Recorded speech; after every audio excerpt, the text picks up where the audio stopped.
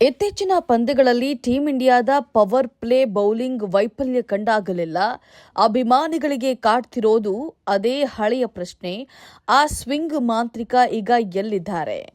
ಈಗ ಸಾಮಾಜಿಕ ಜಾಲತಾಣಗಳಲ್ಲಿ ಒಂದು ದೊಡ್ಡ ಸಂಚಲನ ಶುರುವಾಗಿದೆ. ಭುವಿಯನ್ನ ಮತ್ತೆ ಟೀಂ ಇಂಡಿಯಾಗೆ ಸೇರಿಸಿಕೊಳ್ಳಿ ಅನ್ನುವಂಥ ಕೂಗು ದಿನದಿಂದ ದಿನಕ್ಕೆ ಜೋರಾಗಿ ಕೇಳಿಸ್ತಾ ಇದೆ. ಇದು ಕೇವಲ ಅಭಿಮಾನದ ಮಾತಲ್ಲ, ತಂಡದ ಅಗತ್ಯತೆಯ ಧ್ವನಿ. ಪವರ್ ಪ್ಲೇನಲ್ಲಿ ಬ್ಯಾಟರ್ಗಳನ್ನ ನಡುಗಿಸುವ ಕಲೆ ಭುವನೇಶ್ವರ್ ಅವರಿಗೆ ಸಿದ್ಧಿಸಿದೆ. ಇತ್ತೀಚಿನ ಐಪಿಎಲ್ ಪಂದ್ಯಗಳಲ್ಲಿ ಅವರ ಬೌಲಿಂಗ್ ಚಾತುರ್ಯ ಮತ್ತು ತಂಡಕ್ಕೆ ಅಗತ್ಯವಿದ್ದಾಗ ಅವರು ಮಾಡಿದ ಬ್ಯಾಟಿಂಗ್ ಅವರ ಅನುಭವದ ಉತ್ತುಂಗವನ್ನ ಸಾಬೀತುಪಡಿಸಿದೆ. ಹೊಸ ಚೆಂಡಿನಲ್ಲಿ ಇಂದಿಗೂ ಅವರ ಬೌಲಿಂಗ್ ಅಷ್ಟೇ ಅಪಾಯಕಾರಿ.